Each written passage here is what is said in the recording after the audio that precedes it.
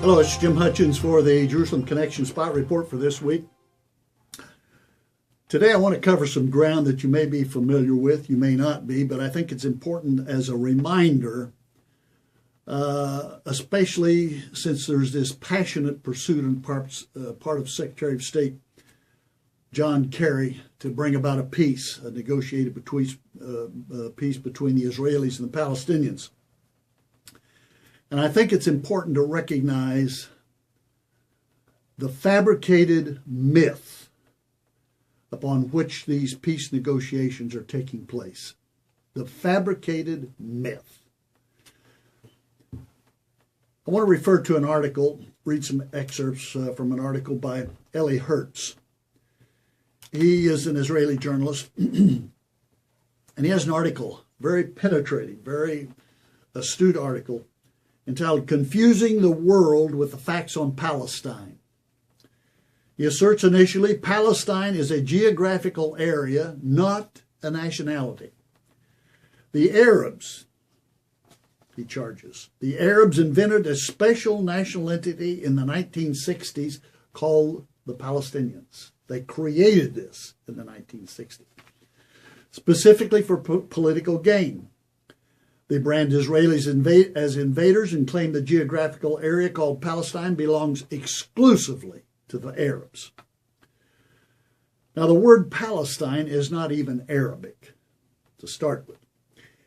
It is a word coined by the Romans around 135 AD from the name of a seagoing Aegean people who settled on the coast of Canaan in antiquity called the Philistines. The Philistines. Does that ring a biblical bell? I imagine it does. The name was chosen to replace Judea as a sign that Jewish sovereignty had been eradicated following the Jewish revolts against Rome at that time.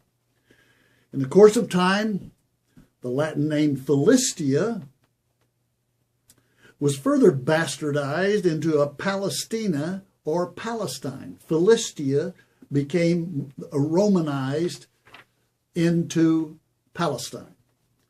During the next 2,000 years, what had been renamed Palestine was never an independent state belonging to any people, nor did a Palestinian people distinct from other Arabs appear during the 1,300 years of Muslim hegemony, control in Palestine under Arab and Ottoman rule. Palestine was and is solely a geographical name. Therefore, it is not surprising that in modern times the name Palestine or Palestinian was applied as an adjective to all inhabitants of the area between the Mediterranean Sea and the Jordan River, Palestine Jews and Palestine Arabs alike. In fact, until the 1960s, most Arabs in Palestine preferred to identify themselves merely as a part of the great Arab nation or citizens of southern Syria. The term Palestinian as a noun was usurped and co-opted by the Arabs in the 1960s. Usurped and co-opted by the Arabs in 1960 as a tactic initiated by Yasser Arafat. Yasser Arafat, the father of all mass suicide murders. Co-opted, initiated by Yasser Arafat to brand Jews as intruders, as someone on someone else's turf. He mendaciously presented Arab residents of Israel and the territories as indigenous inhabitants since time immemorial. And this fabrication of peoplehood allowed Palestinian Arabs to gain parity with the Jewish people as a nation deserving of an independent state. Historically, however, before the Arabs fabricated the Palestinian people as an exclusively Arab phenomenon, no such group ever existed. Contradictions abound. The rhetoric by Arab leaders on behalf of the Palestinian Arab rings hollow. For the Arabs in the neighboring lands who control 99.9% of the Middle East land have never recognized Palestinian entity. They have always considered Palestine and its Arab inhabitants part of the great Arab nation, historically and politically as an integral part of greater Syria.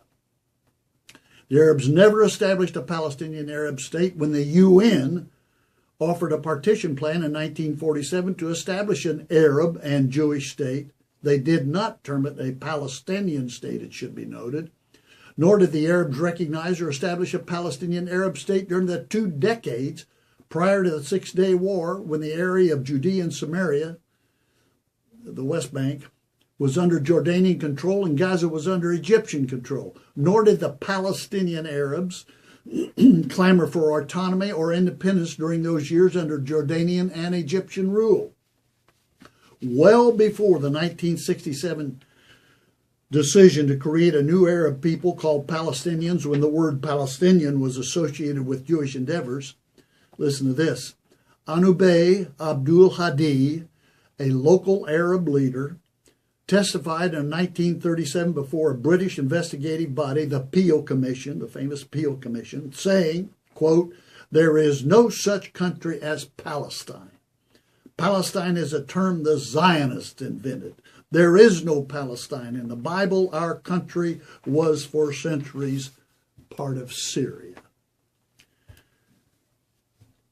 Convince me, if you will, that our very astute historians and our profound intellectuals in the United States State Department are not aware of these facts, these historical facts. They most certainly are.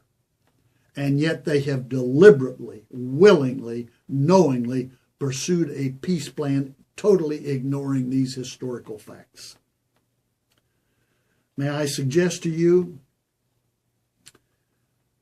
that this peace process is built on sand. It is a foundation of sand. It will not stand. Let me further suggest to you the basis upon which a peace is possible. Genesis chapter 15, verse 18. On that day, Yahweh made a covenant with Abram and said, "To your descendants I give this land from the river of Egypt to the great river Euphrates." Chapter 17, verse 7. I will establish my covenant as an everlasting covenant. Does everlasting include now, today? I think so. I will establish my covenant as an everlasting covenant between me and you and your descendants after you, for the generations to come, to be your God and the God of your descendants. The whole land of Canaan I will give to you as an everlasting possession, you and your descendants after you, and I will be your God. Thus saith the Lord. Till next week, Od Ki Yavo Shiloh, or until Messiah comes, Yivarecha Yahweh. Yahweh bless you and yours.